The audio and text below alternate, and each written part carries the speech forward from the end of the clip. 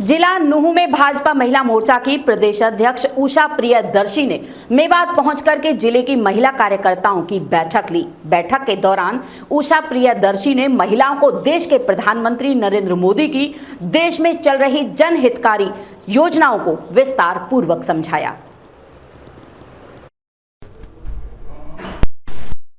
के भाजपा कार्यालय में पहुंची महिला भाजपा प्रदेश अध्यक्ष उषा प्रियदर्शी ने कहा कि देश के प्रधानमंत्री नरेंद्र मोदी देश को आगे बढ़ाने का लगातार प्रयास कर रहे हैं और 2047 तक विकसित भारत का संकल्प लेकर चल रहे हैं।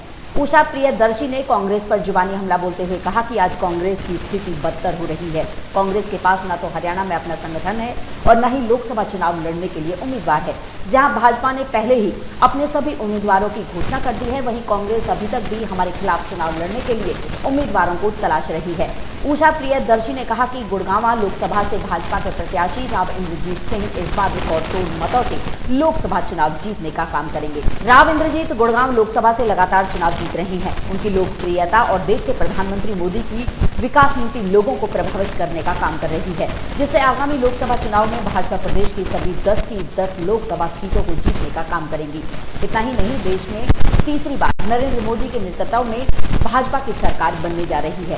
इस दौरान भाजपा जिला अध्यक्ष नरेंद्र पटेल और भाजपा प्रदेश कार्यकारिणी के सदस्य जाहिद हुसैन ने कहा कि गुरुवार को लोकसभा के टिकट मिलने के बाद पहली बार राव इंद्रजीत सिंह मेवात आ रहे हैं। इस दौरान वो कार्यकर्ताओं की बैठक लेंगे, जिसकी सभी तैयारियां पूरी कर ली गई हैं।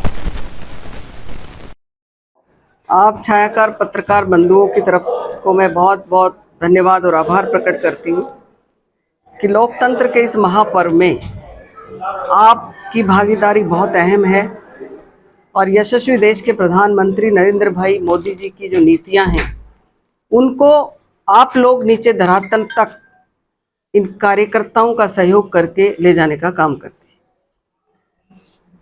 रही बात लोकसभा चुनाव की, तो मैं आप सबके माध्यम से बताना चाहती हूँ कि ये जो हमारी 10 की 10 हरियाणा की सीटें हैं, हम इनको बहुत ही भारी बहुमत से जीतने वाले हैं, क्योंकि कांग्रेस या अन्य दलों के पास जिस तरह का हमने अपनी टिकटों का बंटवारा काफ़ी दिन पहले से कर दिया है, हमें किसी का डर नहीं है, चिंता नहीं है कि हम कहीं भी कमज़ोर हैं।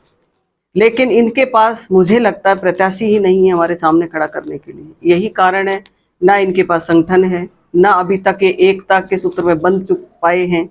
ये सब बिखरे पड़े हैं, एक दूसरे को काट मार के चक्कर में चले पड़े हैं। तो इसलिए सीधा सा मैसेज है कि 10 की 10 लोकसभा सीटें हम बहुत भारी बहुमत से, और आपको मैं